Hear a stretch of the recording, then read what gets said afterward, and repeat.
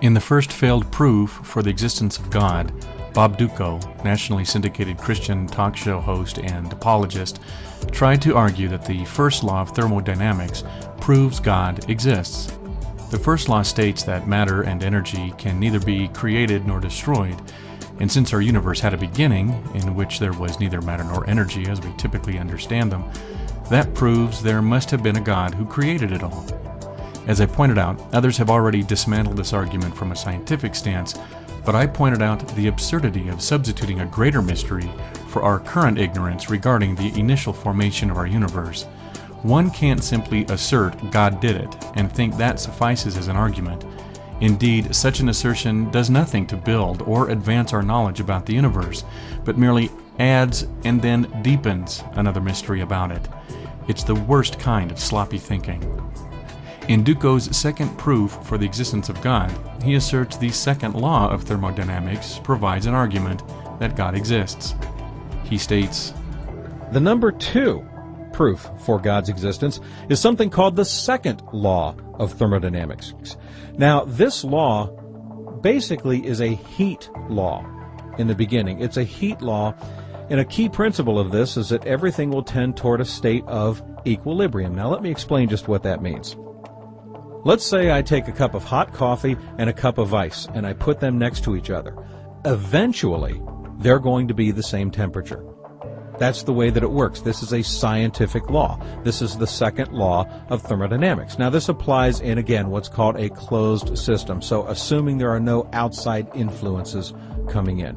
And remember, since the atheist doesn't believe in God, he would consider the universe a closed system, since there's no God or anything else that would influence the universe. You also have a principle in the second law of thermodynamics that things go from order to chaos. This is entropy. If there's no God whatsoever, then here's what would have happened in the universe. We would have had a big explosion 15 billion years ago from a scrunched up little dot of everything in the universe, and this explosion would have gradually increased in complexity and design. And that violates the second law of thermodynamics. Okay, so Dutko makes it sound like there's quite a bit going on here that he needs to support his second proof for the existence of God. But all he really does is confuse the issue and reveal how little he knows about cosmology and the Big Bang Theory and physics in general.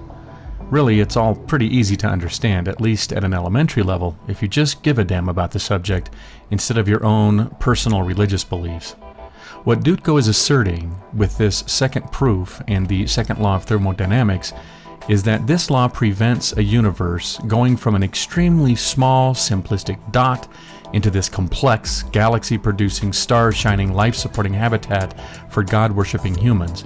You just can't get something as complicated and ordered as life on this planet from a tiny speck at the beginning of time.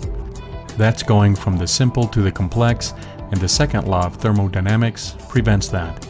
He's also arguing that the energy at the beginning of the universe would not be available today to create things like galaxies, stars, and little debbies, because the second law requires everything to go toward a state of equilibrium.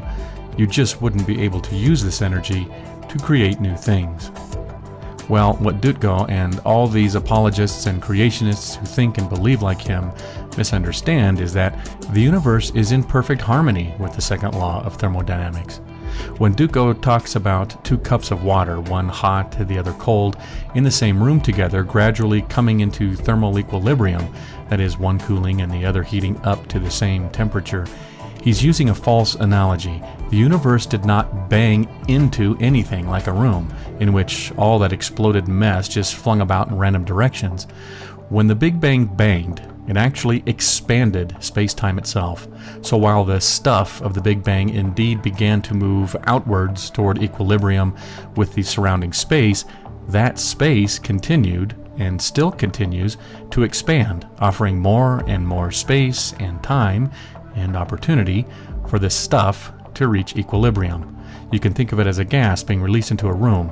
The second law of thermodynamics states that the gas will expand to fill the room, tending toward equilibrium. This is an increase in entropy, going from order to disorder, some like to say. But if you open a door to another room, now the gas has more space to continue toward equilibrium. By expanding the space available to the gas, you've actually decreased the available entropy, and now the gas is free to do more work toward increased entropy. And this is what's happening with the universe. In the early universe, entropy, or disorder, was actually extremely low. It was not, as the creationists like to envision, like a tornado spinning through a junkyard. This is so because the distribution of matter and energy was extremely ordered, as demonstrated by the uniformity seen in the cosmic microwave background radiation. Because particles of the early universe were so densely packed and uniform, there was a correspondingly high amount of energy with which to do work, namely, expand the universe. And because the universe is expanding, it keeps losing equilibrium, and this continues to increase maximum allowable entropy. In other words, the drive toward equilibrium in an expanding universe, following the second law of thermodynamics, creates opportunities for pockets of order without violating the second law. Think of the early universe with all that densely packed uniform matter and energy and compare that with what we have today. You may not initially think so, but the disorderly distribution of galaxies, star clusters, and gas clouds is far less orderly than it was in the beginning. But we're not done yet. Dutko goes on to make an even larger blunder, revealing his ignorance about the subject. So if evolution is true, if there is no God, you would have an explosion 15 billion years ago, and then gradually things would develop complexity and design and higher levels of complexity and higher levels of design. This is not only illogical, it violates scientific law. Dutko here makes the same mistake so many other apologists and creationists do. We've already seen how Dutko misunderstands the second law of thermodynamics and its relation to the Big Bang and formation of our universe, but then he even stumbles applying it to evolution. He admits that the second law applies only to closed systems, but biological evolution occurs not in a closed, but in an open system. As noted earlier, pockets of order like our Earth form in the universe without violating the second law. Biological entities can increase in complexity because they use energy from an outside source, the sun. So clearly, Dutko doesn't know what he's talking about. The idea that the universe is somehow in violation of the second law of thermodynamics is complete, uneducated nonsense. But I feel I have to ask again, even if the Big Bang violated the second law of thermodynamics, how is that evidence for God and not some other natural phenomenon we haven't discovered yet?